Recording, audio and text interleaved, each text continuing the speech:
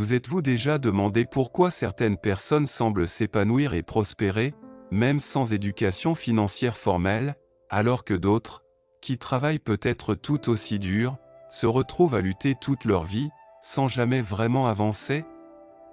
La différence, le plus souvent, réside dans un secret puissant que la plupart des gens ignorent complètement, les proverbes de millionnaires cachés dans les pages de la Bible.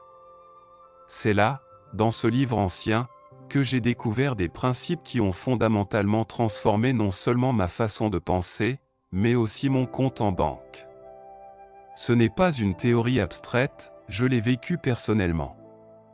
J'ai connu des saisons de pénurie, des moments de profonde frustration et des périodes où l'espoir était mince, jusqu'au jour où un seul verset des Proverbes a brisé ma perspective et m'a ouvert les yeux.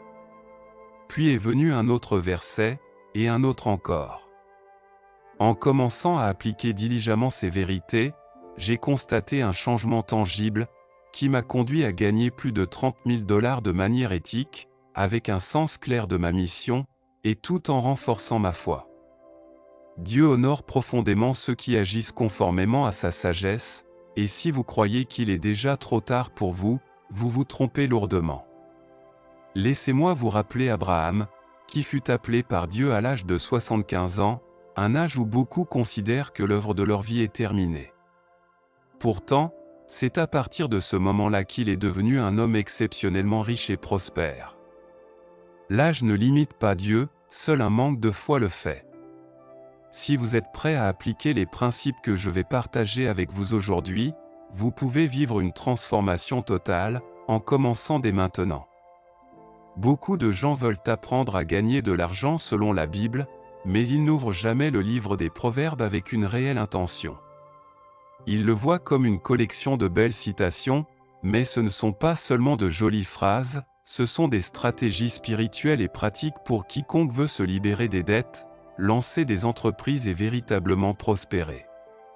Salomon, l'homme le plus sage et le plus riche de son époque, a consigné ces joyaux de sagesse pour que vous et moi n'ayons pas à vivre dans l'ignorance. Proverbe 4:7 déclare, « La sagesse est la chose principale, alors, acquiert la sagesse. » Ce verset a frappé mon âme. J'avais prié pour de l'argent, mais je n'avais pas cherché la sagesse. C'est à ce moment-là que j'ai compris, la prospérité biblique ne commence pas dans le portefeuille, elle commence dans l'esprit. Quand ma mentalité a changé, tout mon environnement a commencé à se transformer, et Dieu a commencé à ouvrir des portes que je n'aurais même pas pu imaginer. Puis vint Proverbe 3, 9-10, « Honore l'Éternel avec tes biens. » Ce verset m'a enseigné le principe profond de mettre Dieu en premier, même dans le peu que j'avais. Quand j'ai commencé à le faire fidèlement, j'ai vu des résultats concrets et tangibles. Il ne s'agit pas de donner pour le plaisir de donner, il s'agit de comprendre le principe divin des prémices. Lorsque mon cœur s'est aligné sur l'économie du ciel, mon compte en banque a commencé à s'aligner aussi. La majorité des gens ne savent pas comment appliquer correctement la sagesse des proverbes. Ils les lisent comme s'il s'agissait de simples poésies mais ne parviennent pas à les activer dans leur vie quotidienne. C'est précisément pourquoi j'ai créé une ressource spéciale contenant les 10 révélations les plus puissantes et cachées de la Bible, associée à un défi éprouvé de 30 jours conçu pour transformer votre vie financière. Cela a déjà changé des centaines d'histoires. Ce matériel n'est pas juste un livre, c'est un guide spirituel pour ceux qui désirent connecter leur foi à une action décisive et leur mentalité à un dessein divin. Si vous êtes fatigué de prier sans voir de résultats, cela pourrait être votre tournant. Mais attention, il ne sera pas disponible pour toujours. Seuls ceux qui valorisent vraiment la sagesse agissent avec détermination. Et parce que je sais que vous êtes ici parce que vous en voulez plus, je vous laisse un cadeau spécial dans le premier commentaire épinglé. Cliquez là et accédez à une ressource enrichissante qui pourrait marquer un avant et un après dans votre vie. Ce n'est pas un hasard si vous regardez cette vidéo aujourd'hui, c'est un rendez-vous divin avec votre destinée. L'une des erreurs les plus courantes que je vois et que les gens pensent, je suis trop vieux pour recommencer. Mais la Bible nous montre quelque chose de complètement différent. Abraham a été appelé par Dieu à 75 ans, un âge où beaucoup aujourd'hui pensent à la retraite, et c'est à partir de ce moment que son histoire a été changée à jamais. Abraham a quitté sa patrie, a obéi sans connaître sa destination finale, et a cru en des promesses qui semblaient impossibles. Et à cause de cette foi active, il est devenu un homme non seulement respecté et béni dans tous les domaines de sa vie, mais aussi incroyablement riche. Genèse 13:2 l'énonce clairement, Abraham était devenu très riche en bétail, en argent et en or. Beaucoup pensent que la richesse biblique est purement spirituelle, mais la Bible démontre constamment une prospérité holistique qui englobe l'âme, la santé et les finances. Abraham a vécu une longue vie remplie de buts et d'abondance. Ce n'était pas un accident, c'était le résultat direct de sa marche avec Dieu, et cela ne dépend pas de l'âge, mais de la volonté. Dieu ne regarde pas le calendrier, il regarde le cœur. Si Abraham a commencé son voyage à 75 ans, pourquoi ne le pourriez-vous pas? Dieu est bien plus intéressé par votre présent et votre avenir que par les erreurs de votre passé. Peu importe le nombre de vos échecs, ce qui compte, c'est si aujourd'hui vous êtes prêt à croire, à obéir et à avancer, car votre bénédiction attend de l'autre côté de votre foi. Il a été appelé « le Père de nombreuses nations » avant même d'avoir un enfant. C'est ainsi que Dieu opère, il déclare une chose avant qu'elle ne se manifeste. Et Abraham ne s'est pas contenté de s'asseoir et d'attendre, il a agi. Il s'est lancé dans un voyage, a construit des autels, a semé la foi, et tout cela a été récompensé. Il n'y a pas de limite d'âge pour commencer à marcher vers votre but. Tout comme Abraham, vous aussi pouvez être utilisé pour montrer au monde que la foi fonctionne encore. C'est votre moment. Ne vous résignez pas. Si Dieu a fait quelque chose de grand avec Abraham, il peut aussi le faire avec vous. Tout commence par une foi renouvelée. La Bible est claire, il ne suffit pas de prier pour de l'argent, vous devez avoir la sagesse de le gérer. Proverbe 21h5 dit, « Les plans de celui qui est diligent mènent au profit ». Ce verset m'a marqué. Tant de gens veulent la bénédiction financière mais n'ont aucun ordre dans leur vie économique. Le chaos financier n'est pas une excuse spirituelle, Dieu est un Dieu d'ordre. Quand j'ai compris cela, j'ai commencé à suivre mes dépenses, à planifier mes investissements et à vivre avec une conscience financière. Tout a changé. Il ne s'agit pas de combien vous gagnez, mais de comment vous gérez ce que vous avez. Proverbe 27:23 nous dit « Assure-toi de connaître l'état de tes troupeaux ». En termes actuels, cela signifie « Connaissez vos finances, votre flux de trésorerie, votre budget mensuel ». N'ignorez pas ce que Dieu vous a donné. La négligence vous fait perdre des opportunités, l'organisation vous prépare à en recevoir davantage. Lorsque vous êtes fidèle dans les petites choses, Dieu vous en confie de plus grandes. C'est un principe spirituel et une règle de vie. C'est ainsi que fonctionnent les riches qui connaissent la Bible. Ce n'est pas de la magie, c'est de la sagesse divine appliquée. Ce qui semble petit aujourd'hui sera l'abondance de demain si vous le gérez avec excellence et dessein. La discipline financière ne concerne pas le contrôle ou l'avidité, c'est reconnaître que tout ce que vous avez vient de Dieu et le gérer avec responsabilité. Lorsque vous faites cela, le naturel fusionne avec le surnaturel, et ce que vous ne pouviez pas atteindre par vos seuls efforts, Dieu le multiplie avec grâce. Et si aujourd'hui vous luttez avec vos finances ou traversez une tempête économique, je veux prier pour vous. Dieu voit vos efforts et votre foi. Écrivez votre sujet de prière dans les commentaires. Notre équipe lira chacun d'eux et priera avec vous, car ensemble dans la foi, nous sommes plus forts. Beaucoup pensent que semer ne consiste qu'à donner de l'argent, mais dans la Bible, semer est une attitude du cœur. Proverbe 11h24 dit, « Une personne donne librement, et pourtant gagne encore plus. » La générosité intelligente, guidée par la foi et la direction divine, a un pouvoir que peu active. Semer avec sagesse ouvre des portes qui étaient scellées. Quand j'ai commencé à semer de la valeur dans la vie des gens, Dieu a commencé à multiplier la mienne. Je n'attendais rien en retour, j'obéissais simplement au principe. Et là, j'ai découvert le secret, donner avec un but, c'est planter pour l'avenir. Chaque mot que vous prononcez, chaque acte d'aide, chaque connaissance que vous partagez est une semence qui ne retournera pas à vide. Abraham a semé l'hospitalité, la foi et l'obéissance, et il a récolté des générations de bénédictions. Salomon a semé l'honneur à Dieu et a reçu la sagesse, la richesse et la paix. Vous aussi, vous pouvez être un semeur pour le royaume, mais souvenez-vous, une graine sans foi n'a pas de vie. Vous devez semer en croyant que quelque chose de puissant naîtra. Il ne s'agit pas de la quantité que vous donnez, mais du cœur qui est derrière. Semez votre temps, votre énergie et vos bonnes paroles sont aussi des investissements spirituels, et lorsqu'ils sont faits dans la bonne terre, Dieu ne retient rien. Il multiplie en son temps. Voulez-vous activer cela? Semer, c'est aussi commenter. Écrivez cette déclaration de foi dans les commentaires, je sème aujourd'hui ce que je récolterai avec honneur. Faites-le comme une réponse spirituelle, un acte prophétique. Votre commentaire sera une semence de mots et pourra inspirer quelqu'un d'autre à croire. C'est simple, mais le ciel honore la foi écrite. N'ignorez pas les petites choses. Chaque acte compte. Chaque graine peut être le début de votre miracle.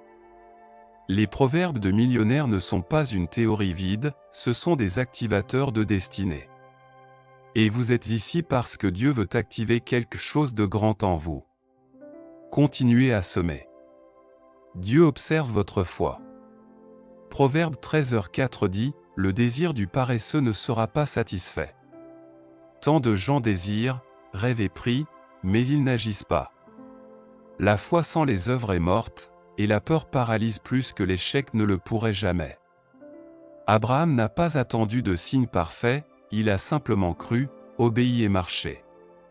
Ce qui freine le plus votre prospérité, ce n'est pas l'économie, c'est la peur déguisée en prudence. Et si ça ne marche pas?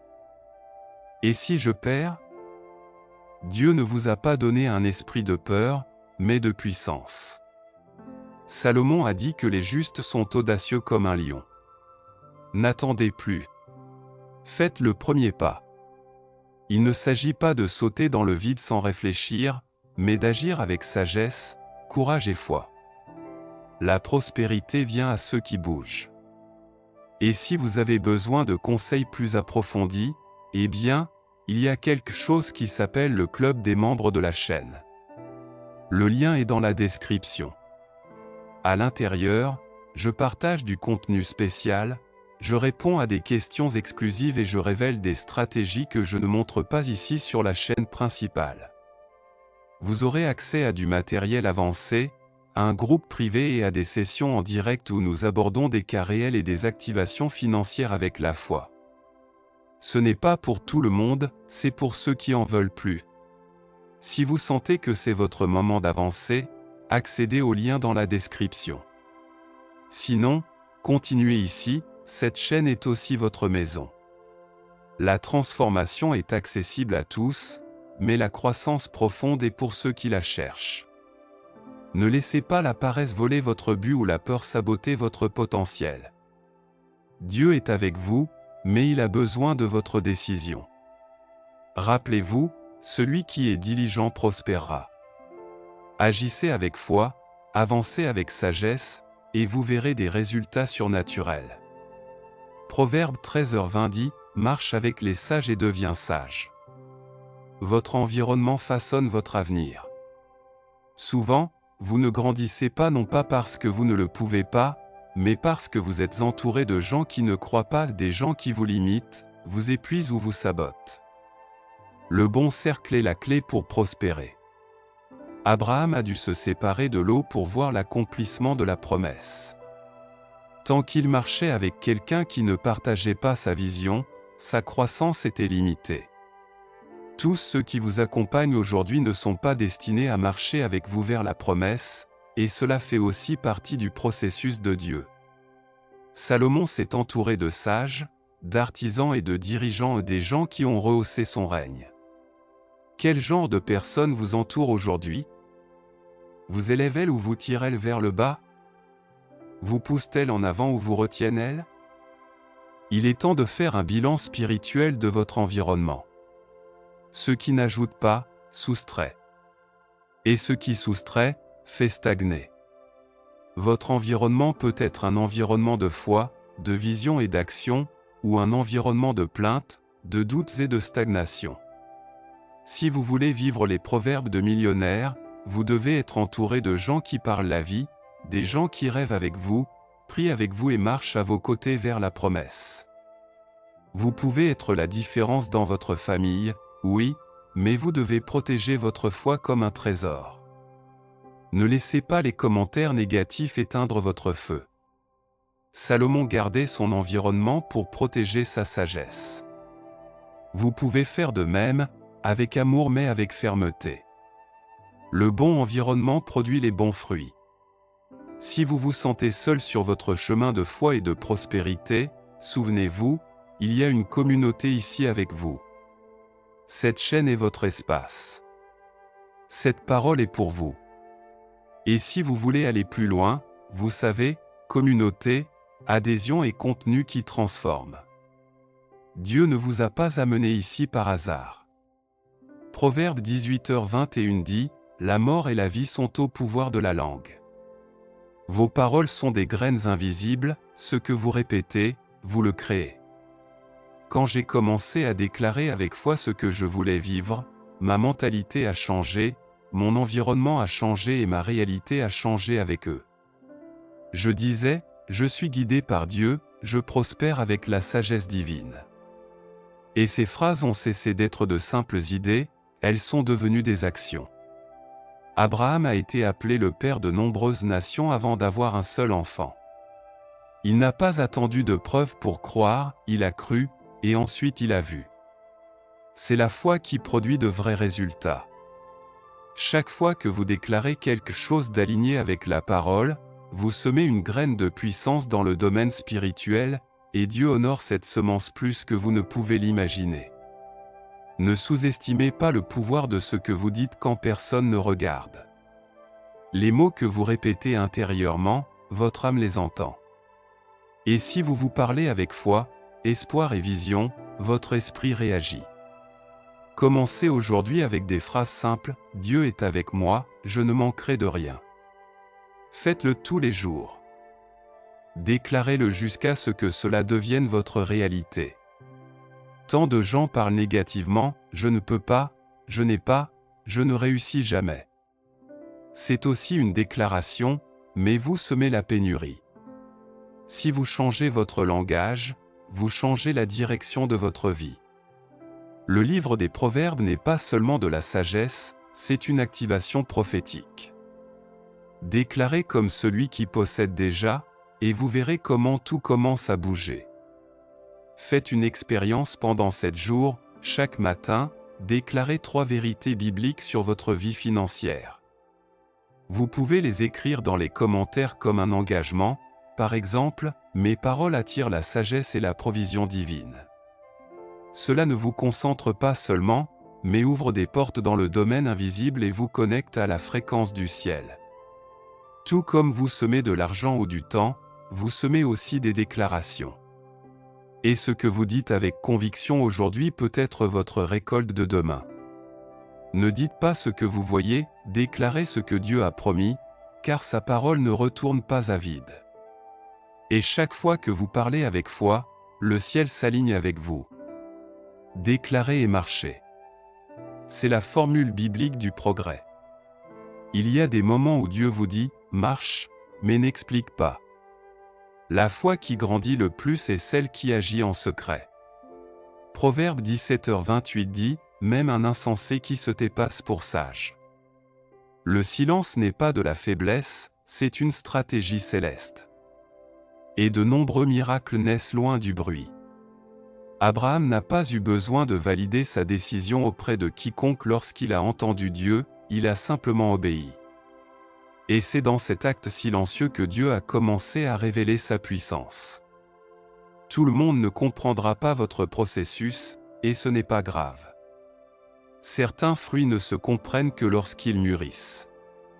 N'expliquez pas votre foi, vivez votre foi. Salomon a demandé la sagesse en secret, et Dieu l'a récompensé par une gloire publique. Tant de gens aujourd'hui veulent l'honneur sans l'intimité, les résultats sans l'obéissance. Mais Dieu continue d'honorer ceux qui construisent dans le lieu secret. Votre effort caché apportera des résultats visibles.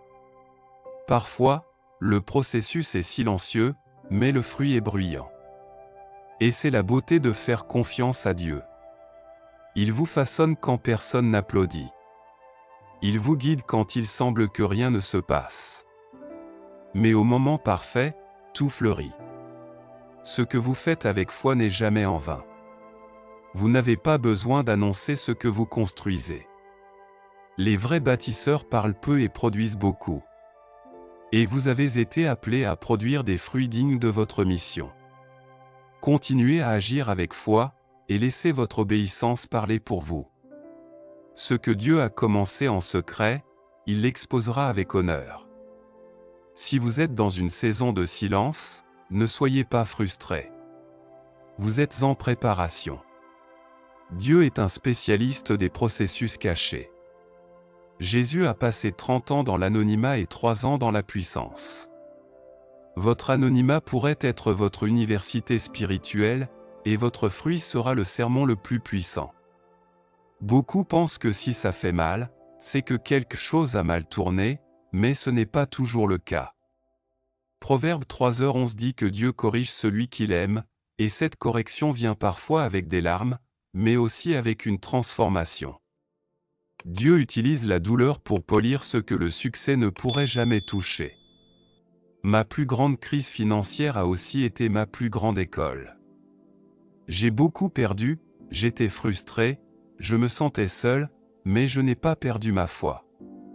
Et c'est cette foi qui m'a soutenu. Dieu n'a pas répondu rapidement, mais il a travaillé sur mon caractère. Et quand j'étais prêt à l'intérieur, l'extérieur a commencé à couler de source. Il n'est jamais en retard, il attend juste le moment exact. Abraham a également été testé.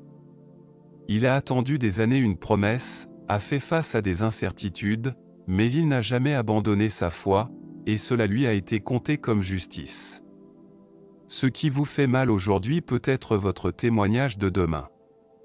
Rien n'est perdu entre les mains de Dieu. La douleur vous rend plus sensible à la voix de Dieu, vous prépare à valoriser ce qui vient, et vous connecte avec des gens qui ont besoin d'espoir. Parfois, votre lutte est la clé pour libérer les autres. Vos cicatrices seront vos lettres de créance, et votre histoire un message que personne ne peut réfuter.